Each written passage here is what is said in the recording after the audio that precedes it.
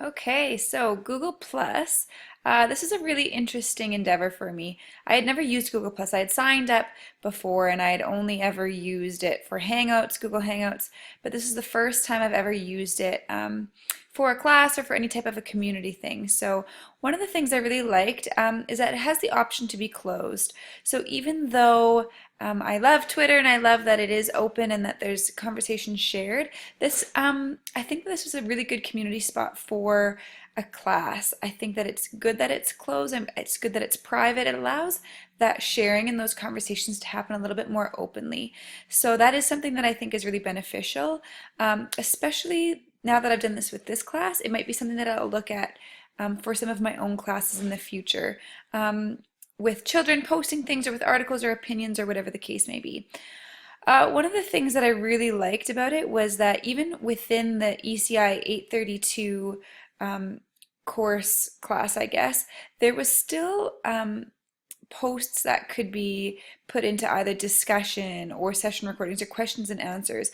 I like this because it cleans it up a little bit. So if we did have a question that we needed to post and ask the group, there's a section for it. I really like how this can keep it simplified and keep it clean. So I thought that was really good.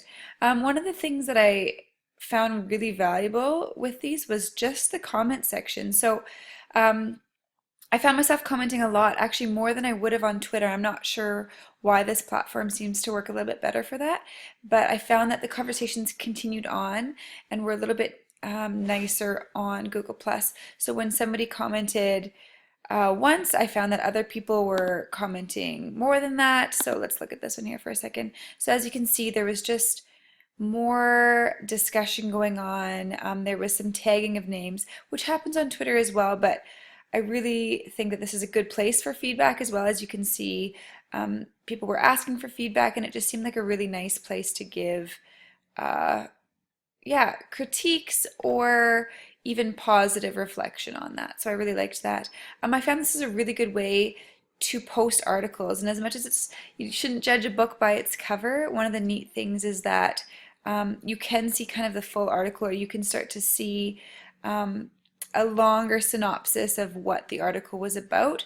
So I find that on Twitter, it's a shot in the dark. You can link or you can click on the link, and sometimes it may be something you're interested in, sometimes it may not.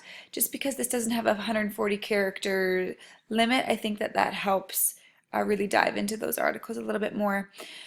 One of the things I don't love about Google Plus was just the plus one. I was still a little bit confused about it. I didn't quite know, like, I get that it's kind of like a favorite button or a like button. I just didn't find it as valuable. Must be something about those hearts that I really like on Facebook or on Twitter. But yeah, so that was something that I didn't love. One thing I really do love about Google Plus was that it sent all of my notifications to my email, so that even if I hadn't checked Google Plus that day, but somebody commented on one of my articles or something that I posted, it went right to my Google email and gave me that notification. I guess you could do that in Twitter as well, but I've turned all my notifications off on Twitter, so this must have been something that you can set up with Google, and I just had it naturally send to my email. So yeah, all in all, I thought this was a really good place for this class. I don't think it works for everything, but I really did like Google Plus, and it definitely opened my eyes to some of the uses that it could be used for in different types of classrooms or different places.